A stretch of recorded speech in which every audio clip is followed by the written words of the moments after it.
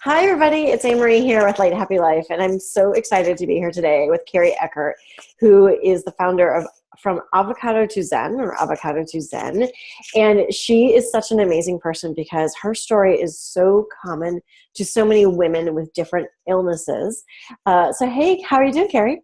I'm good. How are you, Anne-Marie? I'm good. Thank you so much for joining in. And I know you really want to talk about the topic of mindful healing. So with that, I really want to have you spend some time sharing your story because it's something where I think so many women can relate to it. Okay. I will try to make it succinct. It's a bit of a saga, it seems like, these past 5 years. But it really started probably 20 years ago. But I'll say about 5 years ago, I was feeling good. I had everything I wanted. I had 2 beautiful sons. I had a dog, a house, a husband, the car, got to work from home, had everything I thought I wanted. And we decided we wanted a third baby. So I thought, my last 2 pregnancies were a little rough. My immune system was kind of weak. So this time around, I'm going to get super healthy.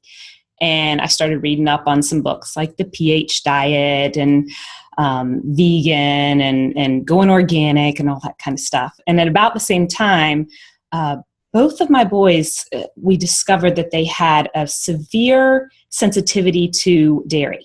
So we eliminated dairy from their diet, and I did too, and saw some amazing changes in my health. My lifelong allergies disappeared. It was amazing. So anyway, I went with that, took it, ran with it, and started going over the top on my dietary changes and felt really, really good for about 4 months. And then in early 2000, I can't remember, 12 or 13, I came back from a fabulous trip with my husband to San Francisco, and my little one had a respiratory virus, fever, bug, and I caught it like everybody else in the house and seemed to get over it pretty quickly. Had, a fever for 24 hours, very asymptomatic. And then, unlike everybody else, I seemed to never recover my energy. I stayed tired for weeks, and then those weeks turned into months, and those months turned into a year, and I just never seemed to be able to recoup my energy in it, and it was a puzzle. I didn't understand. So I started going down the mainstream medicine route. Started with my primary care doctor. All my labs looked great. I was fine. Nothing's wrong. Just rest. Then I ended up going to an endocrinologist, and my cycles were messed up as well. And he said, nothing big here. Your thyroid's a little bit off. Let's try putting you on some Synthroid. And I said, I've been reading about this adrenal fatigue and some of these other things. Could it be an autoimmune? And I literally heard him laugh under his breath. And he said, just take the Synthroid. It'll work and you'll be fine. And so I took the Synthroid, took it home, tried like a quarter of the pill because I know my body's very sensitive, and felt awful. I mean, it made me super jittery, hyper, all off. So I gave it a week or 2 and then decided that wasn't the solution and he wasn't the doctor. And then I ended up, on a quest. I went through every different type of mainstream medicine doctor trying to figure out what was wrong. And I was given a clean bill of health.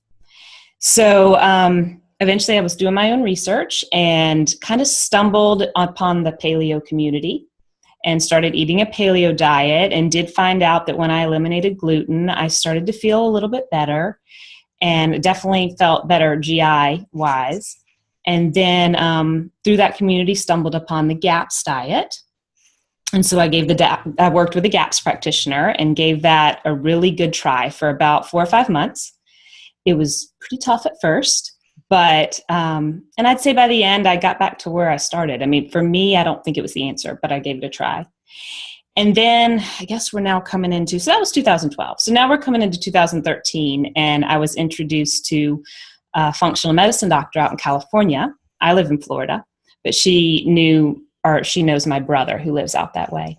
And so he connected us, and she was a godsend. She still hooked me up with a bunch of the the functional medicine type things. So I was doing supplements and herbs and tinkering with my diet some more and making some lifestyle changes and all that. But the first thing she threw out at me was this idea of neuroplasticity. Mm-hmm. And she had me read this book by Norman Doidge, The Brain That Changes Itself. I think that's the one. I think that's what it's called. So I read that, and I ended up kind of getting into this course that she recommended that was not online. You can order the DVDs and spend 3 days, 8 hours a day doing these 6 DVDs and learning the science behind rewiring your brain. Mm-hmm. So I did that, and it made so much sense. I mean, I was a very logical person. I say I was. I'm trying to be a little bit more right-brained these days, but it made so much sense. And so I took those tools and ran with them and did the practice myself for a good 2 weeks. And in retrospect, I just wasn't quite ready. I still had some other modalities I wanted to try out, and I was still searching for the magic pill. So I would spend another 2.5 years looking for that magic pill through energy healing and acupuncture and more supplements and whatever, basically deflecting any work for myself, trying to find somebody else who could give me what I needed, right? And it was all good. They were all good therapies, don't get me wrong, but I wasn't willing to do the work myself. Mm-hmm. I wasn't ready yet. So, and in the midst of that 2.5 years, we had a major move to a house that was built in the 70s that we purchased that we subsequently found out was filled with mold. So that exacerbated the situation, gave me my 12th diagnosis. It was called mold illness, or CIRS, chronic inflammatory response syndrome, to add to the list of diagnoses I had. So, that's when I finally kind of hit rock bottom and knew that I wasn't going to find the answer outside of myself. And so it was kind of serendipitous in a way, but that program that I had done 2.5 years ago by DVD ended up actually coming to town. Annie Hopper, the developer, who is from Canada, ended up coming to Naples, an hour south of here, and running the program, the in-person intensive. And I had to interview for a spot, and it was 4 or 5 days. And in going in person, I felt like I had the motivation to keep it up this time. I had a group of 19 others who were all in the same boat. They were just like me. I wasn't alone. There were other people like me out there, and we held each other accountable. And, I kept up with it.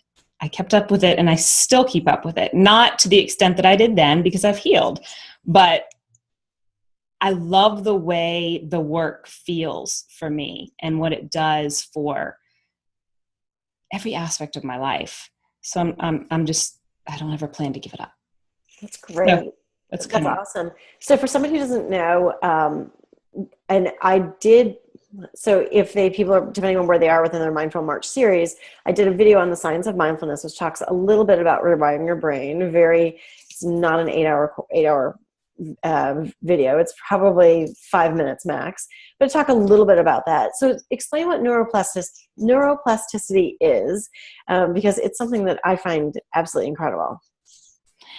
Well, neuroplasticity is the ability we have to rewire our brains. Yep. Conventional science up until years ago thought that our brains were pretty much hardwired after our younger years and it couldn't be changed. But science is actually proving that you can change it. I mean, all the way up to the end of life. You do have the power to make new neural connections, make stronger neural connections, create new pathways. So it's really kind of cool. And so that mind-body connection for you, do you think that's what allowed you to take these whispers of illness into the screams and then eventually out of it, is really finding that that mind-body connection versus just taking a pill, which is the way that we've all been sort of trained over years, right? It's like, take a pill for this. Yeah. I think in terms of the whispers and the screams, there have been kind of 2 levels to that. One was kind of stage 1, where I had whispers for probably a decade before I lost my energy in 2012. I was chronically sick. My immune system was weak. I had lifelong allergies.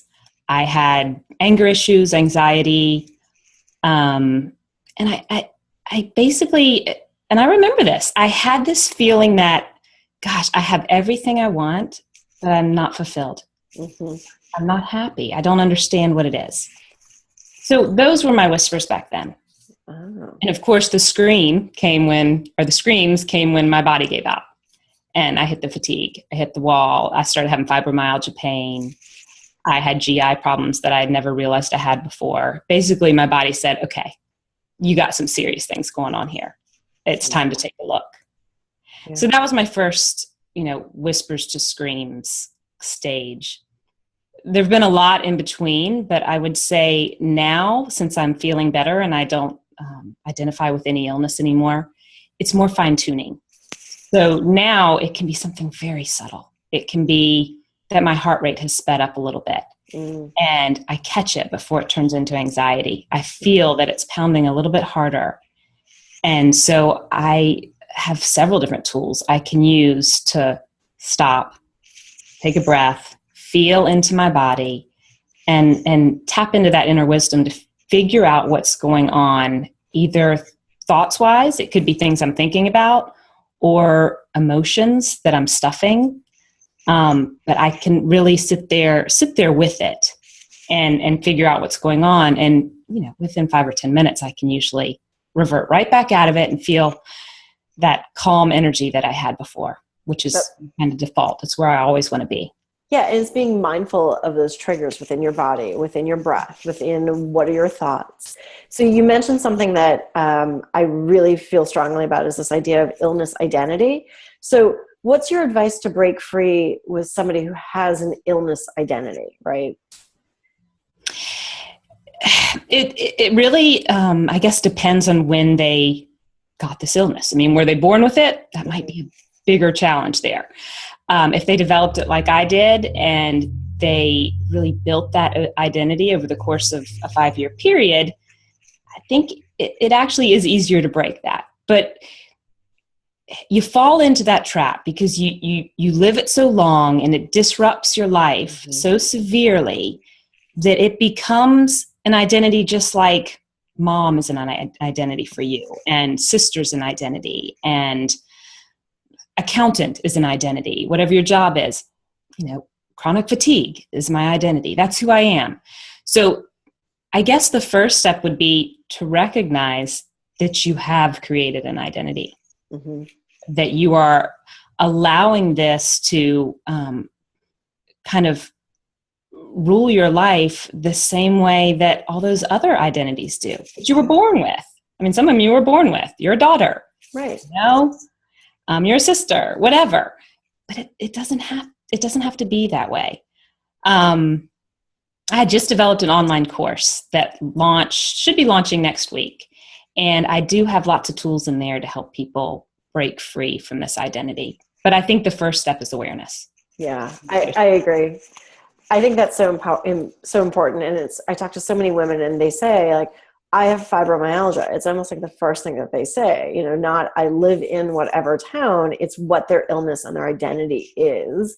And, trying to break out of that, and especially you absolutely do have to deal with the medical issues that are related to that, but you still have to understand that doesn't define who you are as a person.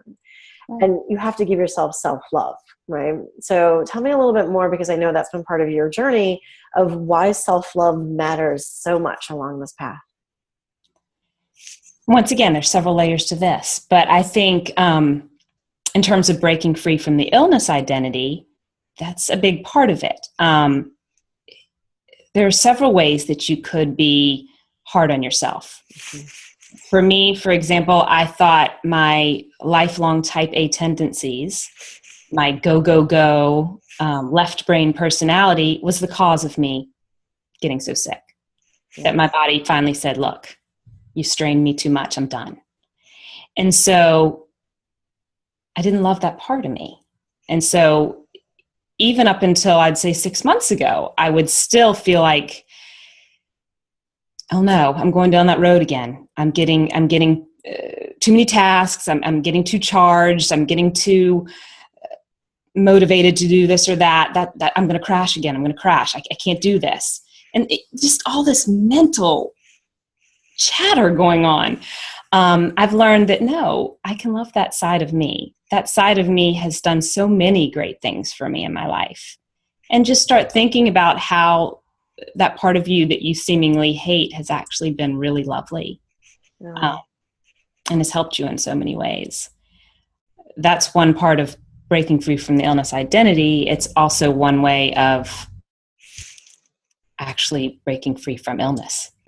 Yeah.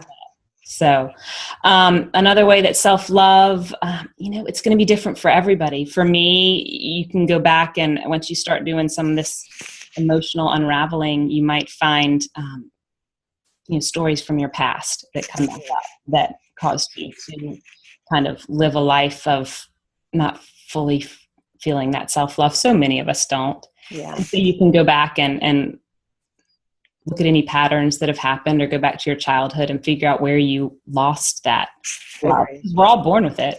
We all love ourselves when we come out of the womb. Yeah. That's our fault. That's our birthright. I mean, that's what we're supposed to be, supposed to have. So I don't know if that really answers your questions, but it does. And I think it starts that conversation where, for me, when I think about self-love, you're absolutely right. Like so many women that I speak with, they always say, I've lost myself along the way, right? Because we give love to everybody else. And then all of a sudden we find ourselves worn out, tired, with an ache and pain, or, something not working right. And it's like, hold on, let's take a step back and find out what's going on in our bodies. And a lot of time, these physical issues are partially deepened by the fact that we're not caring for ourselves. Exactly. Yeah. So, yeah, I really love the work that you're doing, because I think it's so important. And the whole issue around illness identity is such a huge topic. So tell me a little bit, what's the course that you're about to launch? What's the name of it? It's called Free Your Mind. And I've been working on it for about 4 or 5 months. Ooh. I've tried to work on it in a way that doesn't get me too, anxious and competitive and all that kind of stuff. That type A nature that I now have learned to love.